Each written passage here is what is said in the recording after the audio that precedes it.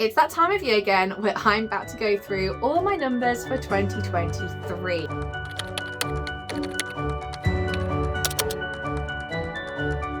So in this video, I'm breaking down what I've earned, what I've spent, and sort of the net profit or negative money that I have made. I have got my figures here on my laptop, so I'll be able to talk you through them. We're going to go right back to 2021, which is the first year that I sort of started tracking this stuff, because that was the first year that I took the Publish and Thrive course. So when I started thinking about this in terms of a career rather than a hobby. So that's the first year that I properly started tracking. So in 2021, I made £117.12.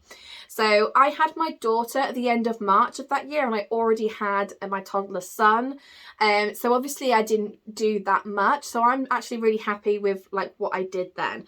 Before that, I don't actually know how much I made. Probably way less than that, because, well, I haven't really been doing anything worthy of note. But that was the first year that I took that course. Now, when we moved to 2022, I was still dealing with, that was the year that I knew I was struggling with postnatal depression. So that was the whole of 22 was basically I was depressed. I was on medication. I was going through therapy. There was a lot going on behind the scenes. I also had to leave my other job. There were lots of other reasons, but one of them was my health. So whilst I was trying to still work, I had my children home more often as well, because they weren't in nursery at that point. It was just a difficult year. But it was the first year that I started trying to implement some of those things from Publish and Thrive. So in 2022, I made £511.68, which to me was a very significant jump from that £100. Now, obviously, some of you are probably thinking that is not a lot at all, and I absolutely understand where you're coming from. These are just my numbers and my journey, so please bear that in mind. That brings me to 2023, in which I doubled that figure. So I made £1,086.67, which I cannot tell you how happy I am with that number. I am so incredibly proud of that.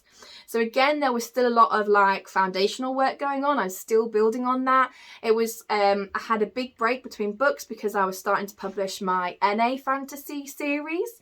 But yeah, so I was really, really happy with that. I'm very lucky that I have a big supportive network, and I am going to talk about that a little bit more as well, because I can hear people comparing. I can hear that going on. So, and I can hear both the good and the bad. So let me do a sort of a balancing thing for you. Some things to understand as to why my progress might be slow. Okay, so I got a whole list of things here. I've got 2 young children, okay? Only one's just started school, okay? I have chronic health problems that I've talked a bit about on this channel before, but I have a lot of chronic health problems that, one of the reasons why I had to stop working was because of my health, and that does play a part in it. And through the therapy that I went through in 2022, I've come to realise and understand that for the sake of my family and our well-being, I cannot go as fast as some people. There are days when I can't work very long. There are days when I need that rest. So that is going against me. I mentioned before, but I did suffer really badly with postpartum depression and anxiety, and that took a lot out of me and a long time to get over. I'm only just starting to wean off my medication from that, because I feel like I'm in a much better place. And my daughter is 3 at the end of March. So those are the things that are going against me. But on the other hand, I have got things that are greatly supportive of me and in making the progress that I have. So if you're sitting there wondering, oh my goodness, how can I can't make that sort of progress that she's made. Just listen to some of the things that I have that are supporting me, that are in my corner, that you may not have. So one big thing is that I have a husband who is financially supporting us all, and we did have a chunk of savings that we've now blown through, but we did have a chunk of savings that we were able to use to put my children into nursery, for instance, and stuff like that, and that really, really helps. The fact that I was in a position where I could give up work, and now don't get me wrong, it has been really difficult financially. I wouldn't necessarily, well, to be fair, we probably are living paycheck to paycheck because we've used the savings, but we are in a position that we can do that. and it's only going to get better. As so I've got one child out of preschool now, I've got one child in preschool, so we're nearly at the end of that. So my youngest attends nursery. I have the ability to send my youngest to nursery. I'm not trying to work around her. She goes to nursery and she also spends time with the grandparents as well to help me out with childcare. So I get that. And I know a lot of people don't, and they're stay-at-home mums, or they're stay-at-home, or they're like home educators and stuff like that. My options are I can send her to nursery, so I have that going for me. Most weeks I get a good 4 to 5 hours a day during the working week. Now this is also one of those plus and minuses, so I might get that time, but also I can't use all that time because of my health. But I do get that solid time, so my health is getting better because I'm allowing it the time that it might need. Whereas before, I was having to look after children, I was having to do work, I was having to do this, whereas now it's all on my own time scale. And then the last thing is linked to that first one. I have an incredibly supportive husband, and I know some people don't have that kind of support network behind them, which can severely impact their progress.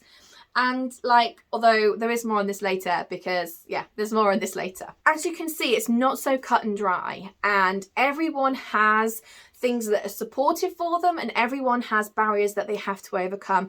And no two people have the same support networks and barriers. So let's move on to what I spent, because that is a big chunk of looking at finances when becoming an indie author. I want to preface this by saying that I do things on a budget, a very tight budget.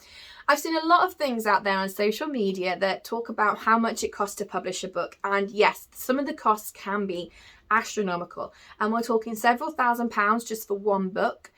I don't do that. I don't have that kind of capital. I have very limited money and savings, and I still spend more than what I make because anything I earn goes straight back into my business. So there is that to contend, but I do not and cannot afford to get thousands of pounds in debt. So I just want to start off by saying that my numbers may seem low to you because I just do not spend as much as some people do.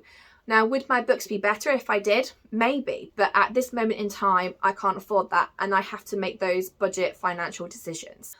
Let me get my laptop again because I have all the figures on here for you. So again, we'll go back to 2021. And I spent £755.26. Now that was mostly on that Publish and Thrive course that I did. So that was like the biggest chunk of that money. So there's only a little bit more that I spent after that. So that year, I think, you know, the difference wasn't as much. Okay. Should we move on to 2022? I spent £2,051.06. Oh, wowzers, right? So this, as I said, this was the first year that became a bit of that foundational year. So I spent a lot of money like setting things up, and these things aren't cheap. Like for instance, I bought a whole bunch of ISBNs. They are not cheap to purchase. Although if you live in some countries, you get them for free. So I'm slightly annoyed about that, but anyway, but I won't be needing those anytime soon. I also went to like the self-publishing live show in London, so that cost money along with like accommodation and travel as well. So all of that together, that was a lot of money that year. And remember, I think that I made like £500 that year. That brings us to 2023, and I actually spent around the same as 2022. So I spent £2,058.65. So very, very similar numbers, which of course means that I made less of a negative number because I earned more than I did last year. So last year it was 511, this year it was like £1,000. So I doubled that, but I spent the same. But this year, my hubby says that I need to be breaking even. Okay, so no pressure. Do you want to buy a book? Because I need to be breaking even this year. But to know that I am breaking even, I sort of need to be spending the same amount of money again and then doubling what I earned last year. So absolutely no pressure, Rianne. But even if I can get closer to that, I think that would show him that, you know, I am making this progress. And obviously, most of the things that I have done so far, I've just been physically getting my books out. I have not put any big budgets on marketing or things like that because Again, like, you learn a lot of this through like the Publish and Thrive course that I did, or through other courses, but the best thing I can do right now is to work on that backlist. And actually, since publishing my NA fantasy romance, I've had more sales on my YA series, which it just goes to show you that people are reading one book and then looking through your backlist. Now there's sort of similar genres in there, like fantasy and there's romance, but my YA series is obviously YA, not NA, and it's like an urban fantasy romance, whereas my NA one is not urban at all. It's what I like to call fantasy. So they are different, but obviously people are there's some sort of crossover there that, well, maybe not. I've not obviously spoken to these purchase people, but obviously there's some sort of correlation that the more books you have out, the more there are books for people to go through. I am going to share some of the things that I spent my money on. So, but if you'd like a more detailed breakdown, say what it costs to get like Reign of Blood and Shadows published, for instance, just let me know down in the comments and I will do a specific video for that. But for now, some of the things that I spent my money on last year, I might put them up on the screen, but I'll read them from my laptop. So I spent money on my posters. Now I don't know if you can see them. Up there, I've got my posters of like my book covers. I haven't done that for Reign of Blood and Shadows yet, but I will do. So I have my posters. Obviously I spent money on covers. I took a blurb course, and I've got like mini social media courses and things like that throughout the year. I spent money on artwork this year, marketing guides, pro writing aid, which was a big chunk of money. And I would love to do the lifetime access, but I didn't have the capital to do the lifetime access. So again, I'm going to have that expense this year for 2024. Obviously, to spend the sort of same money again, but to break even, I need to be doubling what I earn again this year. And that is scaring me. That is giving me the heebie-jeebies, okay? Because to me, that seems like a lot of money. But I'm not going to make that money if I think I can't. So I'm trying to be really like,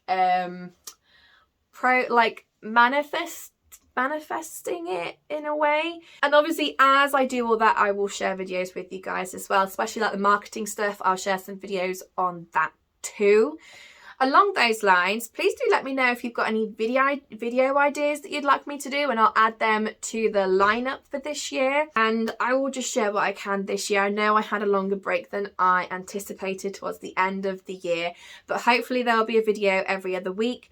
Also, pay attention to my website, because what I am going to do is use my blogs and stuff. So I've put a blog up for the Publish and Thrive course. I will put a blog up for the money that I spent this year as well, so there's that written form, and I'll also keep adding things to there as well. So if there isn't a video, there might be a post up on my website, so go and check that out. As always, I will see you next time, guys. Bye.